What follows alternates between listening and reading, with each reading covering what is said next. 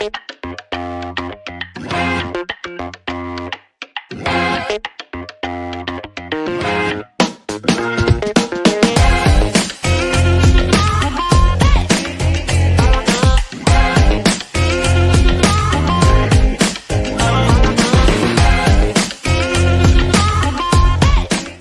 up? Hello, everybody. Welcome back to Roll Pod, an Alabama sports podcast from Bama 247. I'm Cody Goodwin. Got the whole gang here. Mike Rodak, Alex Scarborough. Guys, I was going to lead off this show with a question about where were you when you heard the Luka Doncic news? But then literally less than 24 hours later, we had sort of a bombshell of our own in Alabama officially hiring Ryan Grubb as the offensive coordinator. So what were you guys doing Sunday night when that news dropped and we had to kind of scramble to our battle stations? Trying to get through the day. Anyone who's had a toddler and have them sick and be a pain in the butt, that was my day on Sunday. And then I'm about to reach the finish line, get ready to put him to bed, and what pops up on my screen? A tweet from Yay, Alabama that was the definition of cryptic. It was a fun Sunday. Let's say that. Mike, what about you? Do you remember where you were when the Grubb tweet came down? I thought you were asking about Luka Doncic. I was in bed when that happened, but I was awake. I was going to say I was alive, but hopefully I was alive. I was also alive when the Ryan Grubb thing happened. I was cleaning up from dinner, I believe. I forgot. It's funny. Everybody was saying, what's the comparable in college football to Luka? And it's like, we were there a year ago. It's Nick Saban retiring out of the clear blue sky, and suddenly you're in like full-blown panic mode. I feel like that news is bigger than Doncic getting traded. Yes. Like, I'm trying to think of like a player for player, like acquisition move. And I don't know that I could come up one for college football. I think the NFL equivalent, this is not an NFL podcast, but I think people know by now that I watch the NFL. Lamar Jackson for Matthew Stafford. Like, does that seem like a fair Luka? We're crossing a lot of wires here, but in terms of Luka for AD, my thought was Lamar for Matt Stafford. I was thinking about that too, and Lamar was one who came to mind. Josh Allen was another that kind of came to mind. The Luka, I mean, this is not an NBA podcast, but my God, just the stupidity to trade a top 5 player in the NBA because you think you need to get size, like size and defense. So because at least AD plays defense, right? Luka, that was one of the knocks on him, that just the defensive effort. He would not fit well in Nate Oates' system to try and localize this thing a little bit. We got a lot of wires crossed here talking about Luka and AD and then also Ryan Grubb. We're here to talk about Ryan Grubb, officially hired as the offensive coordinator for Alabama. He reunites with Kalen DeBoer, a guy that he has coached with for many, many, many years, dating back to their days at NAIA Sioux Falls, but also probably more recently, a couple years at Fresno State, a couple years obviously at Washington. He was originally supposed to be the offensive coordinator when Kalen DeBoer got the job last year after Nick Saban retired. About a month or so later, he, as well as Scott Huff, left for the Seattle Seahawks. He was the OC there for Seattle. We've discussed this already. After a year, differences of opinion with head coach Mike McDonald, he got let go. And we all kind of connected the dots fairly quickly. I don't know if immediately is the right term, but fairly quickly, that Alabama could be a potential landing spot. I think we were all, at least on this show, kind of hesitant because it was like, okay, like maybe he wants to explore some NFL options. Does he want to do the positional coach thing? He was also in line to potentially be the head coach at Washington after DeBoer left. Washington opted for Jed Fish. Grubb did not get that job. So does he want to be a college head coach somewhere? There was a lot of different options here on the table. Ultimately, he ends up back in Tuscaloosa. Mike, I'll let you start. Just your initial reaction to Ryan Grubb joining the Alabama staff as the OC. Yeah, I mean, it's surprising in the sense that a lot of time had passed. And look, I don't think Kalen DeBoer was lying about like Ryan Grubb had some, I forget the exact words that he used, but was exploring his options essentially is the takeaway that I got from it. And look, I don't know if it was a coincidence or not, but I'm pretty sure it happened where he went to Alabama right after the Chip Kelly to the Raiders news. So just speculating on my part, like, was there any hope or thought that Ryan Grubb could go to the Raiders as their offensive coordinator? Was he holding out for some other job somewhere else? What exactly was the reason why it took that long to get from A to B. And I'm also surprised just because it breaks the mold a little bit in terms of what you would expect Kalen DeBoer to do. He's like we've talked about a million times. He's very much stay the course, steady, and to make that sort of move with Nick Sheridan, I think, was also surprising.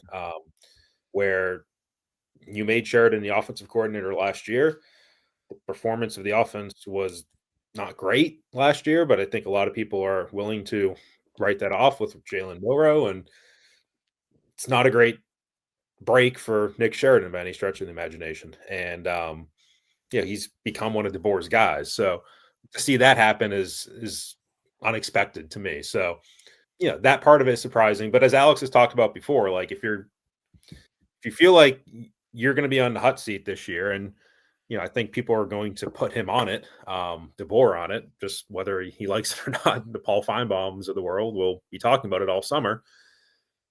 Then you should go into this year with your best possible army, if you will, and your best guys around you. So ultimately that means demoting Nick Sheridan, and that's what happens. But if you had told me in October this was going to happen, I would have been shocked, because at that point, Seahawks are actually doing pretty well. Their offense was pretty good. Ryan Grubb not being there this year was unexpected, and I'm still surprised that he got fired. I can understand why, having listened to Mike Macdonald, and we can get into this later in the show, but Mike Macdonald wanted a more physical offense. He wanted to impose his will at the line of scrimmage. He wanted the running game to work. You could basically tell that listening to Mike Macdonald. I don't know if that's Ryan Grubb's offense. Yeah, what are you doing, Mike Macdonald? Like, why did you even go down that road? Right. You wonder, like, why did he bring him in the first place? I think we should all understand that's probably not going to be the identity of Alabama's offense next year anyway. So if you were looking for that, I don't know if that's what's going to come out from this. So there's a lot of layers to it, but of the whole package, probably the most surprising thing to me is that Ryan Grubb is not with the Seattle Seahawks still, because they were not bad last year. They were top half of the NFL. That's still the most surprising aspect to this. But once that happened, yes, I guess you can see this having happened. I still would have expected him to come in as an analyst or something, a special assistant, but for a full-fledged play calling offensive coordinator, that's, I think, the best possible scenario for DeBoer in Alabama. Alex, you agree with all that, or what was your initial reaction to the news? Yeah, I won't lie, I was surprised because, as I said, probably on the last podcast we did, that I thought if he was going to be the offensive coordinator, it would have happened within a week. I didn't think it would take multiple weeks to get here. The fact that DeBoer kept taking Nick Sheridan with him everywhere he went, it seemed, also spoke to the confidence in him. And I don't think it's necessarily a no confidence vote in Nick Sheridan that he's getting demoted. Look, Nick Sheridan knows the deal. Like, he's still a pretty young guy. He knows that he was not supposed to be the offensive coordinator. He was brought in to coach tight ends last year, and they had to adjust on the fly. He knows what Ryan Grubb's resume includes. And more important than all of that, he knows the relationship that Ryan Grubb and Kalen DeBoer have. And that trumps everything. Because if you can get a guy with that kind of resume who you trust completely, you do it and you figure out the rest later. So what it means for Nick Sheridan, we still have to wait and see.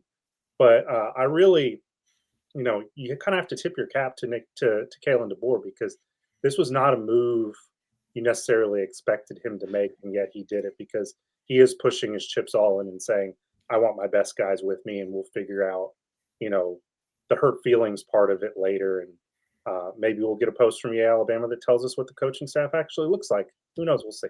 Oh, we'll get multiple interviews with Ryan Grubb and Nick Sheridan. And look, I'm assuming we're going to hear a lot about, I use the word Mudita just because it's been, a very popular term around the athletics facilities, if you will, of Alabama. But it's going to take some of that. I think we're going to hear terms like low ego and selflessness and stuff like that.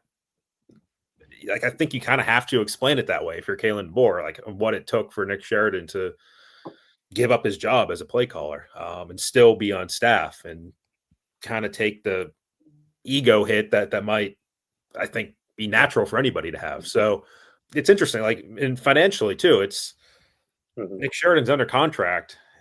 I don't imagine Nick Sheridan's going to just, hey, why don't you pay me less too while you're at it? Like, it's still 1.45 million this year. I think it's 1.55 next year, 2026. I think the saving grace might be if Ryan Grubb's still getting paid by the Seahawks. There's probably an offset in there, but you don't have to pay him as much if you're Alabama. You could have him be a very low paid OC. He's still getting a check from the Seahawks in that case. It's probably how it's going to work. We'll have to see how the contracts come out when they're officially put out by the trustees. But you could have a situation where Sheridan's getting paid 4 or 5 times as much as Grubb to not be a coordinator. It's going to be a little unusual like that.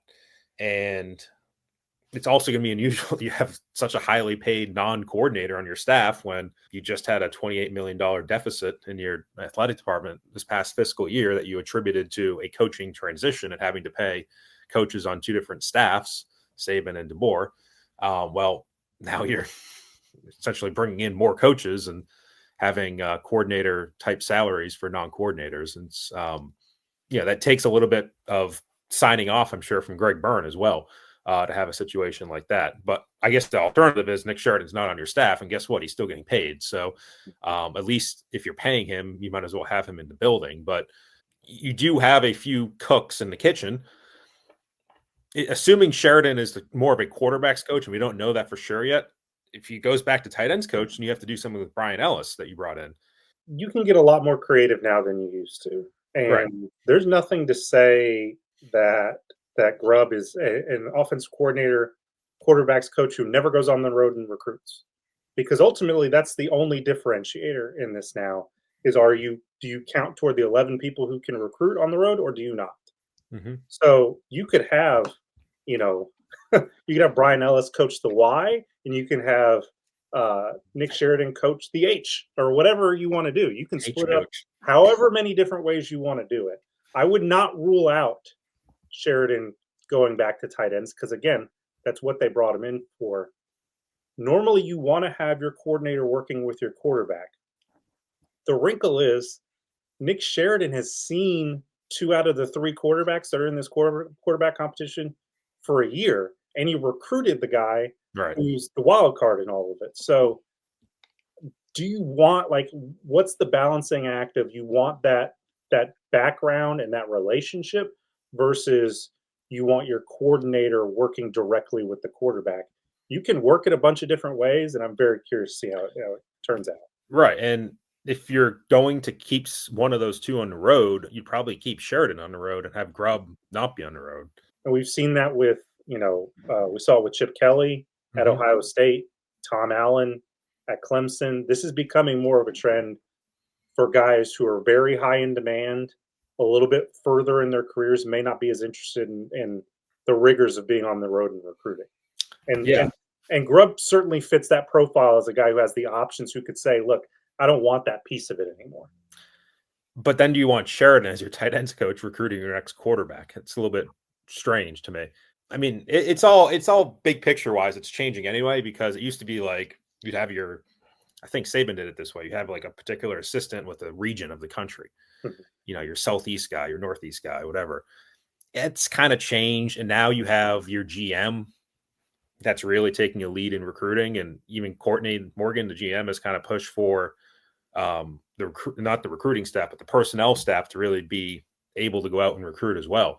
And that may happen one day. And the burden's off of assistant coaches anyway, but you're definitely gonna have a lot of voices in the ears of your quarterback. If Sheridan's still involved, we'll have to see how that works. You have Grubb, you have DeBoer, you have Mitch Dolan, who's an analyst who's still around, I believe.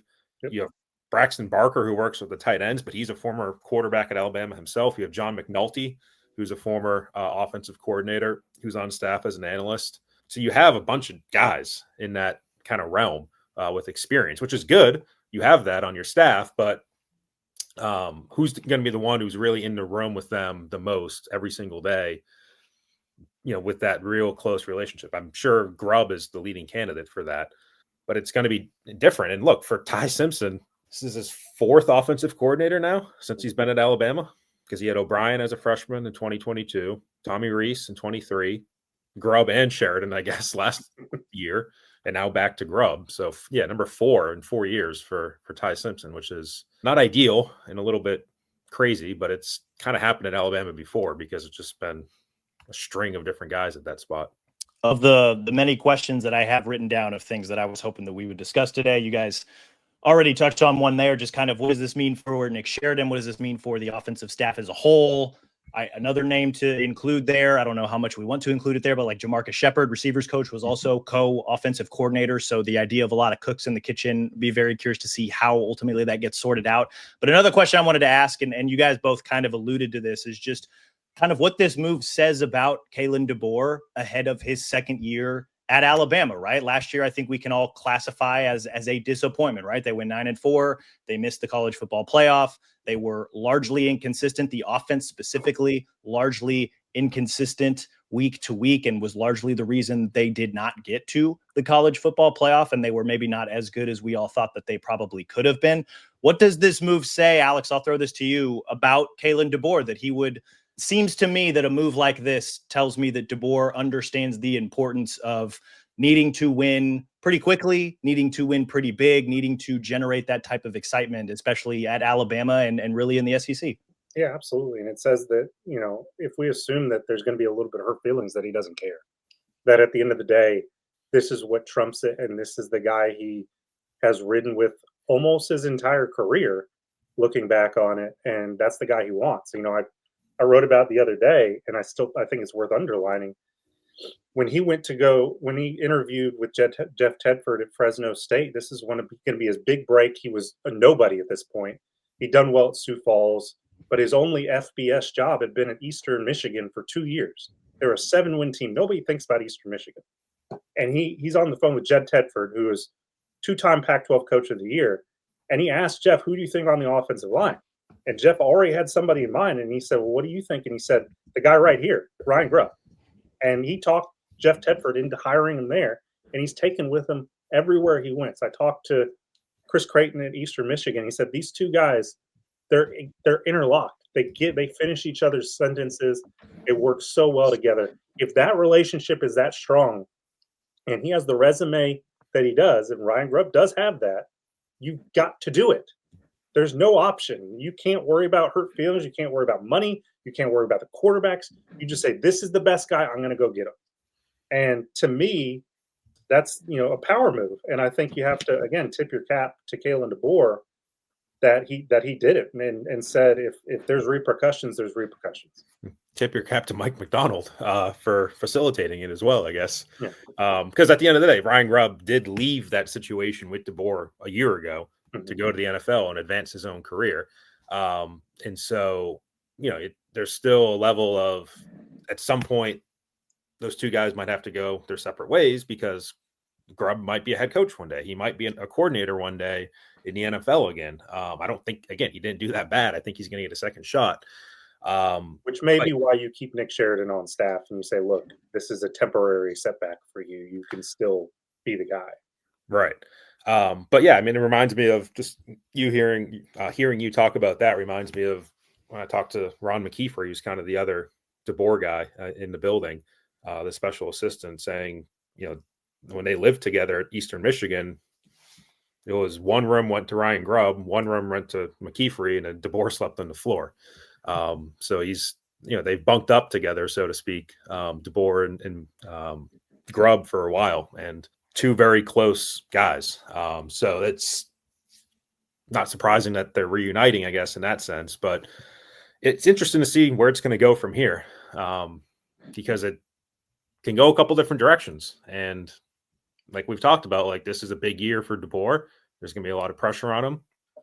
If it does not work out for DeBoer this year, like there's going to be a lot of fans breathing down his neck. Whether that means he's not the coach in 2026 or he's the coach and it's very tenuous, we'll have to see. Obviously, kind of the Grubb aspect of where does Grubb go and Jamarcus Shepard and Sheridan, that might go out the window with DeBoer at that point. Or this is a raging success and Grubb is exactly what they needed and Ty Simpson's exactly what they needed, or maybe Keelan Russell is exactly what they needed right now. And this turns into a national championship team or a team right there, competing for a national championship. And then you have to think about the other side, the questions we just talked about, like, does Jamarcus Shepard get opportunities to be a coordinator somewhere else? Does Nick Sheridan decide that he wants to be a coordinator again and does it somewhere else? Does Ryan Grubb get a head coaching opportunity at the University of Iowa, replacing Kirk Ferentz? That's look, it's been talked about. Kingsley Pearson, go Panthers, baby. And look, like you mentioned too, Alex, like, and I think Grubb said this even in his post when he left Washington. Like, he wanted Kalen's job at Washington. I think he wants to be a head coach. So will there be an opportunity for him if Grubb gets back in the college game and proves himself to be exactly what he was before? And this is a top 5 offense, top 3 offense next year, and they're a winning team. Does he get a head coaching chance? And then there's that lingering question that Alex had before last season of what happens if Kalen DeBoer is a raging success at Alabama, and is there an NFL team that would call him? So it's a really fascinating year for Alabama, and the range of possibilities is wide. And maybe they're just a 10-2 team that's right in the middle again, and they make the first round of the playoff or second round, and you're not quite sure which way to go on them. That's a possibility as well. But I agree. It's one of those moves that it's like, let's rally around and let's get our best people in here and let's try to do the damn thing. Pick up on, you talked about the, is it a raging success and they win a national championship? Does the hire affect the way you think about that part of it? I'm looking at FanDuel's odds, and Alabama is currently behind Ohio State, Texas, Oregon, Georgia, Penn State, and then they're tied in Notre Dame. And they're tied with some other teams there. Do you think this moves them up that pecking order? Is it that big of a deal? I think it would have happened by now. And as far as I've seen, they really haven't moved. I mean, they're plus 1,200 on. I'm not talking about what Vegas will do. You're talking about how I feel? Does it change how you feel that they're significantly closer? I still feel like the quarterback itself is a bigger deal. Yes. I've always been a guy that feels like people get on coordinators too much. And yes, they're important in the sense that they call plays, but players still play the game. And I think, like, I go back to my NFL experience. I think Brian Dable is a really good offensive play caller, a really good offensive coordinator. He's not been a great success as a Giants head coach, but he was great with the Bills. That's why he got the Giants job. He was with 3 or 4 teams before that as an offensive coordinator. I think the Chiefs way back in the day, the Dolphins, the Browns. He never had a quarterback. His offenses sucked. He was with Alabama.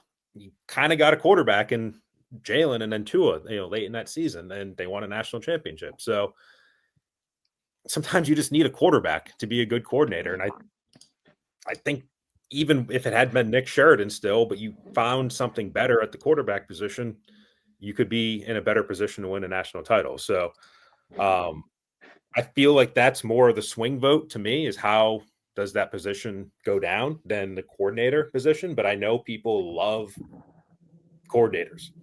They love to hate them. They love everything about them.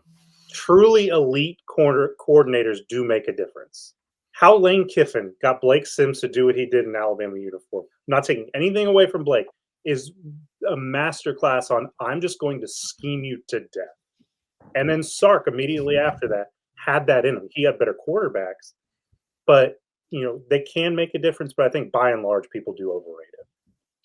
Yeah, that's kind of where I stand. But look, Keelan Russell, I think if he hits and he's everything we think he is, you or I could probably call plays, and you could still score 30 points a game. Forwards all day. Right. If you have a Keelan Russell, Ryan Williams combination, and they are everything we think they are going to be, it can be autopilot. You can have the computer call plays on Madden. Like, you're all right. I think you're in a good spot. So but did you answer? Does it significantly alter? Yeah, I think it slightly alters, but like, I don't know if I'd put them ahead of Georgia or Ohio State or any of those teams really ahead of them. Maybe Penn State, I think, was the one that I heard that you could make a good argument on. But Cody, what do you think? It's so hard to know because, like, we saw what happened with Nick Sheridan and Jalen Milroe, and now I'm not sure that we're going to know what would have happened with Nick Sheridan and Ty Simpson or Austin Mack or Keelan Russell or some combination of the three. We also never saw Ryan Grubb with Jalen Milroe. We're going to get to see Ryan Grubb and company with whatever the quarterback situation ultimately ends up this year. So it's really difficult, I guess. I guess I kind of agree with Mike that players still play the game, and you need players. You need dudes that can do the thing. That said, I do think the combination of at least like what he has shown capable of as an offensive coordinator, the way he could dial up plays while they were at Washington, the way that he just understood the rhythm of offenses and games and knew how to get the ball out and put the ball in the best player's position and was allowed them to kind of make plays and whatnot in tandem with the quarterback change, which it could be Ty, it could be Keelan, it could be Austin Mack, who was recruited by Ryan Grubb, by the way. That's something that we need to keep in mind here.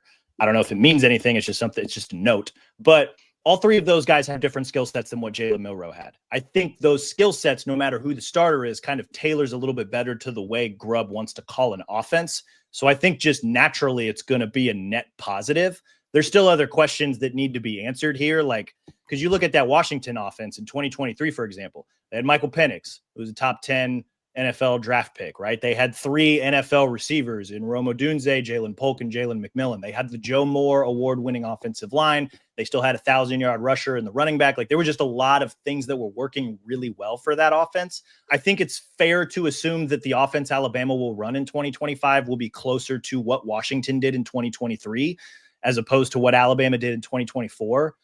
But I don't know that you can just copy and paste one. And so I don't know. Like, I'm just I'm very curious to kind of see how the whole experiment comes together. I mean, I'm excited to kind of see what has happened, but like, I was also excited if Nick Sheridan would have stayed the offensive coordinator too, just because kind of to Mike's point, the change at quarterback, I think would have done wonders regardless of who the play caller is going to be. So now you add a change at quarterback, plus I think we can firmly call Grubb, a B+, A-, A+ play caller, like somewhere in that range. There's a lot of things that point to a net positive for Alabama going into 2025, but I just still don't know what it's going to look like. Yeah, I talked to Dave Bartu over at Matrix Analytical. They do help staffing for NFL and colleges, and he said he's a top 3 to 5 offensive coordinator in football. He had Alabama staff in that same general range overall. When he took Grubb out, they dropped to 10 to 15, which means not championship caliber. Now, is that what actually led to Alabama not making a championship? We'll never know. But I think, again, the resume and what he's viewed as speaks for itself. And again, it's not like you failed at the Seahawks. And how many offensive coordinators in college football are getting a look in the NFL? It says a lot about what people think of him, and not just his offense, but his and Kalen DeBoer's. And if they can get back to that, that's what Alabama hired. When they hired Kalen DeBoer, they hired that offense. If they can get that, I think they get closer to moving back in a positive direction. Yeah, I was just looking at these are combined stats for 2022 and 2023. So they're 2 years at Washington. Number 1 in the country over those 2 years in passing yards per game, 355.8, and not even close. It's 20 more than the next team, which was USC. Michael Casagrande would be glad to hear that Western Kentucky was number 3 in that list, which is actually kind of the same family as Brian Ellis and Shepard, the Helton coaching tree, if you will. The funny thing is net yards per pass attempt, 2022 and 2023. So you're talking Bill O'Brien's last year and Tommy Rees's year at Alabama. Alabama actually had more net yards per pass attempt, 8.8, than Washington did over those 2 years, 8.7. I mean, Jalen Milroe is just the deep ball. Right. That was his game. Yep. But much lower sack percentage. Alabama was 9.3 sack percentage per attempt. Washington was only 1.7. Better third down rate. Washington had, the running game is going to be a little bit of a question. Over those 2 years, Washington was 48th in the country at 4.5 yards per carry. The overall volume of the running game is probably going to go down. I think it would have gone down anyway because of Jalen Milroe no longer being there. But just that's not the forte of like the Kalen DeBoer, Ryan Grubb offense. They're not going to line up 8 guys along the line of scrimmage and just run at you. Like, that's not what they do. It doesn't have to be that. It doesn't have to be overwhelmingly productive. It needs to be efficient. Yep. It needs to cut it out with the negative plays and the second and third and longs. That was the thing that killed Alabama more than almost anything. I mean, turnovers are right there, but the negative plays and the low percentage situations they continue to put themselves in. If they can just scrap that part of it, they are a better offense overnight. Yeah, and rushing wise, over those 2 years, they were pretty good. Washington was in terms of first downs per rush, which is kind of what you want. They were at 26.6%, 32nd in the country. Again, Alabama was better than that. They're at 20th in the country, but that's not bad. If you can be productive, that's certainly going to help. And let me see the negative plays. You guys can keep talking. I'm going to see if I can get some negative plays stats. So I don't have like the total negative play stats, but one thing that I did look up, and Alabama this past season had a total of 150 offensive drives or possessions, and I discounted end of half and end of game like kneel out drives. So they had 150 total possessions in 2024. 66 of those resulted in points, 44%, while 57 resulted in either a turnover or a 3-and-out, which is 38%. So like it was just a very boomer busty type offense. It was the Jalen Milroe offense, right? Because we kind of saw the same thing, even though he was a more efficient quarterback under Tommy Rees. It was kind of even Nick Saban used the phrase big little, right? That 2023 Washington team had 161 total drives. 84 of them resulted in points, which is a little more than 50%, 52%. 47 resulted in either turnover or 3-and-out, which is less than 30%. So it's just a much more efficient operation that they're bringing to the table. Again, the obvious caveat here is that they had Michael Penix at quarterback. They had the Joe Moore award-winning offensive line. They had 3 NFL receivers. I think we all like Alabama's receiving core, but again, questions on the offensive line. There's just other things about the operation that it's not going to be a copy and paste, but Washington's offense was just so much more efficient when it was the Grubb DeBoer combination. And that goes for both years, not just 2023 when they got to the national championship game. I want to say they averaged like 7 yards a play across those 2 seasons with those guys kind of constructing the offense. Personnel helped, but they look for more efficiency than, just putting points on the board. But if you're efficient, you will put points on the board. To give you some context, sorry, I'm going to jump in because I was trying to run the numbers. 165 rushing plays that went for 0 or negative yards, 2022 to 23 for Washington, 165. For Alabama over those same 2 years, 230. I think the other thing to keep in mind too is that like we know Grubb is going to want to throw the ball more. Like that's just the way his offense is designed. They did it when they were at Fresno. They did it when they were at Washington. He did it while he was in Seattle this past year, and they have success doing that. Alabama fans, I think, are probably more used to having to establish the run a lot more than trying to throw a lot more. I think the other thing to consider here is that Grubb and DeBoer kind of come from the idea that sometimes just those quick passes or quick screens or just getting the ball out quickly to your playmakers in space and letting them make a play. Sometimes like that, a lot of offensive people, a lot of offensive coordinators and just football people in general view that type of play as sort of an extension of the run game. So like when you see a stat that the Grubb DeBoer offenses throw the ball 56, 57, 58% of the time, like the run game still matters to those guys. Like the 2023 Washington season still had, Dylan Johnson still ran for 1,000 yards, but a lot of those passes, like they may be pass heavy offenses, but a lot of those could be those quick screens, those quick passes that allow them to just get the ball to their playmaker in space and, go pick up 4, 5, 6 yards on first down or something like that. Like they view that as an extension of the run game. And I go back to the quarterback battle. We may not know who's going to start for Alabama in 2025, but whoever it is has the skill set, I think, that lends to that a little bit more. So again, the idea that like the quarterback and the offensive play caller now kind of, they seem to mesh and there will be a little bit more harmony there. I think that's something that Alabama fans should be excited about. You're trading run heavy for efficiency, and that's efficiency in run and pass. And that's why I think one of the most interesting things about this offense that I'd never really heard before is that in RPOs, the first option is to throw the ball to the running back. That's your first read as a quarterback, is to throw the ball to the running back. I'm not sure how prevalent that is in passing games, but it speaks to what they kind of want to do and how they think about, what's a handoff versus what's just a high percentage play where you get a good run after catch guy the ball in space. The last question I kind of had when it came to Grubb being the new OC for Alabama is, what do we think it means for the quarterback battle? There's Ty Simpson, who's got the most experience, but even then, he's only thrown 50 passes. He's only played in 16 games over the course of 3 years, and he's had 3, now 4 different offensive coordinators during his time at Alabama. You've got Austin Mack, who we've seen a little bit of, only played really in 1 game last year, but he was recruited by Grubb. I wonder how much that matters. And then we've also, the wild card, Alex, that you were alluding to, Keelan Russell, who by the 247 Sports Composite, #1 player in America coming out in the 2025 class. So what do we think the hire of Grubb potentially means for the quarterback battle, which is without question the biggest storyline for Alabama heading into spring ball? It's a blank page now. Mm-hmm. It's saying to Ty, I'm really happy with what you did last year. It doesn't matter anymore. And really, there was an element of that, and that was going to happen anyways.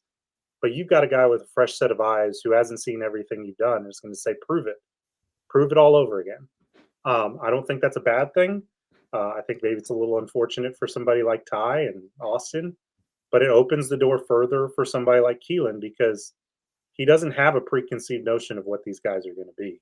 I think it's absolutely blank page, and we already sort of expected it to be an open competition in some form or fashion, but I think it further opens the door for some more possibilities. Well, Grubb has seen Mac because they spent the 2023 season together at Washington. He's 16 years old as the quarterback right. that year. Yeah, I mean he was a freshman, true freshman, coming out that year. So, there's definitely an Austin Mack knowledge base for Grubb, which probably helps Austin Mack. At the end of the day, it's Keelan Russell's job that I want to say his job to lose. I think people take that a certain way, but like you didn't get the #1 recruit in the country to sit on the bench for very long, and how long that ends up being, we'll have to see.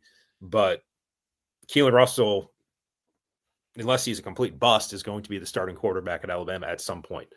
And if he shows that he's ready in terms of handling the situation to be on the field in Tallahassee, for that matter, then he's ready. Then put him in there. Like he's going to be your guy at some point.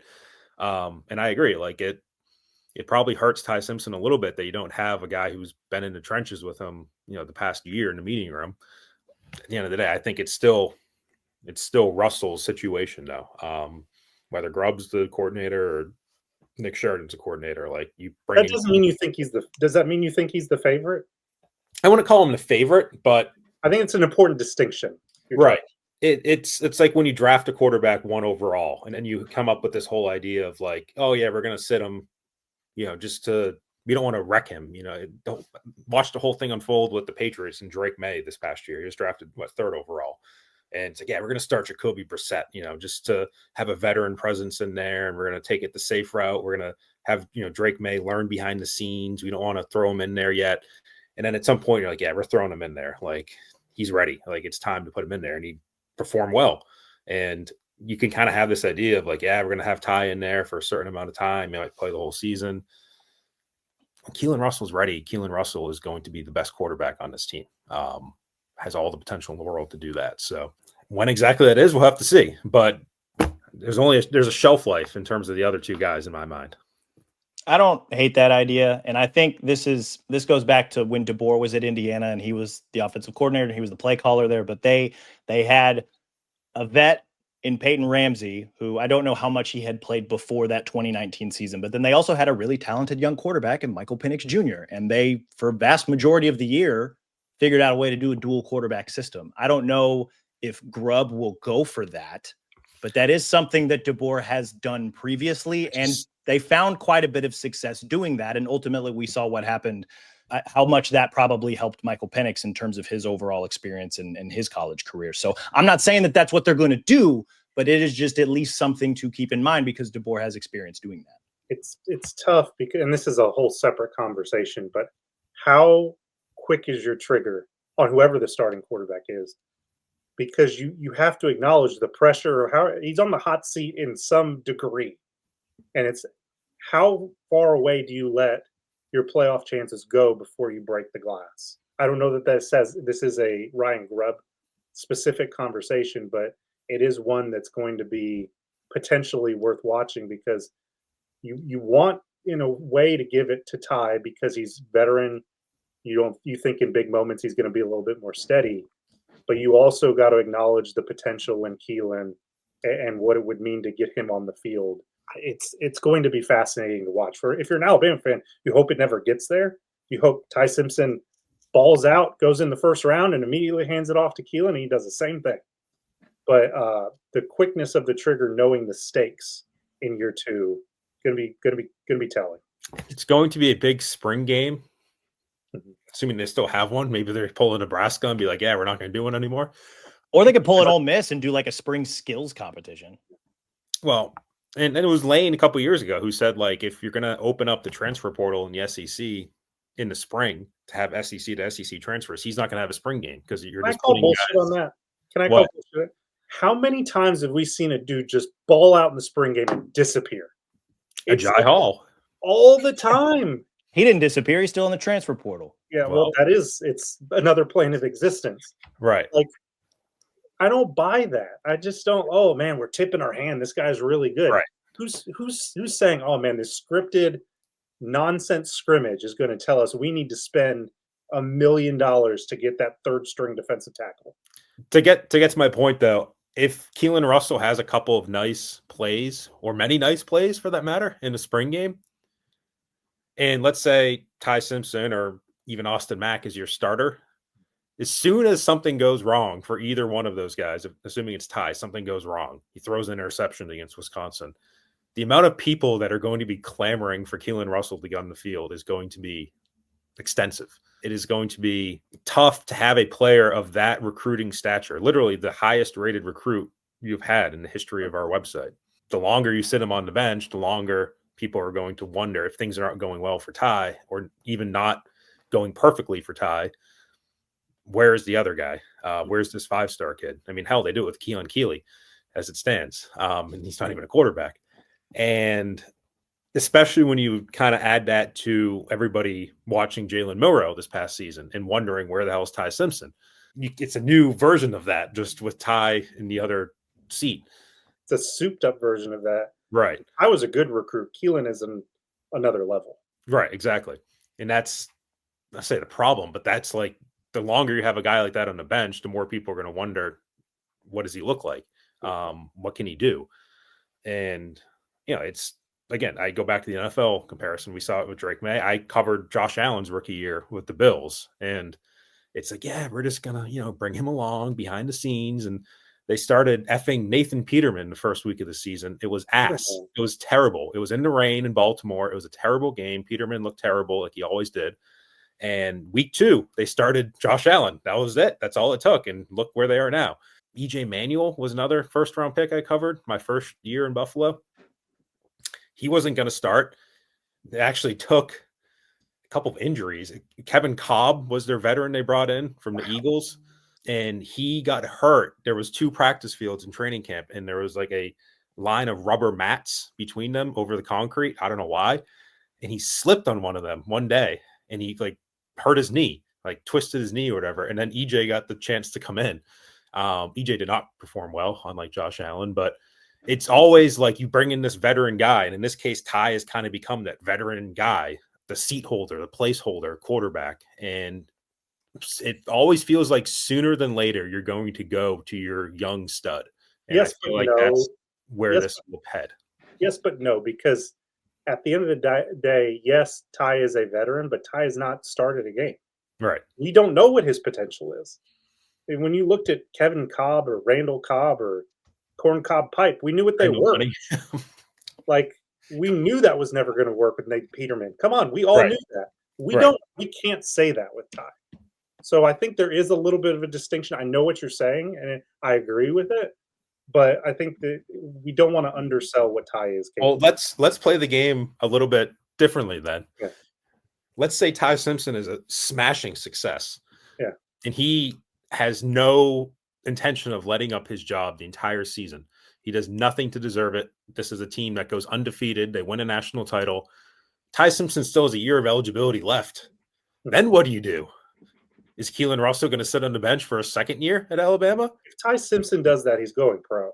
I mean, I struggle to see a world in which a guy's in his 4th year and does that, because you have to assume he's the reason why. That would be his only season starting. That's a very small sample size for NFL. Sometimes it just takes one. Yeah. Sometimes it just takes one. And NFL is quarterback needy. and I could see it. Right. I mean, I get where you're going. You're not going to convince Keelan Russell to sit 2 years. Right. Okay. But Let's say Ty goes 11-1 as a starter and they lose in the semifinals of the playoffs and it's pretty good, but it's not elite. Then what do? Do you have to tell Ty to go take a hike? Go transfer for your 5th year? I have no idea. I mean, I'm going to be honest with you. I don't know. I love these games. Yeah. I think that idea that you're getting at, in addition to like when do they pull Keelan or put him in a game, I'd like to think that, to bring this back full circle, because DeBoer went and got Grubb, even when he already had Sheridan, even when they've got that relationship, even though they've been recruiting for the last month and a half or so, the fact that he still went and got Grubb to make a good room better tells me that he gets it. It's year 2. I don't know that DeBoer is going to necessarily play nice anymore. He can kind of talk loyalty and whatever and yada, yada. But like, if Ty has a good, not great year, something tells me DeBoer's like, hey, man, good season. Thanks for your work. We're going over here now. Like, just that's, again, the hire of Grubb tells me that DeBoer is not afraid to do that now. At least now that he's gotten through the full season, he was able to retain much of the roster. Now they're bringing in the second-ranked recruiting class. That's a lot of his guys, headlined by the number 1 player. You know, it could be week 3 where he's like, Ty, you're not cutting it. We're throwing Keelan in there. Or it could be after a good, not great season. I'd like to think that the hire of Grubb tells me that DeBoer is going to not be afraid to make those hard decisions moving forward. I'm not trying to create drama where there is none, because I don't know that there will be.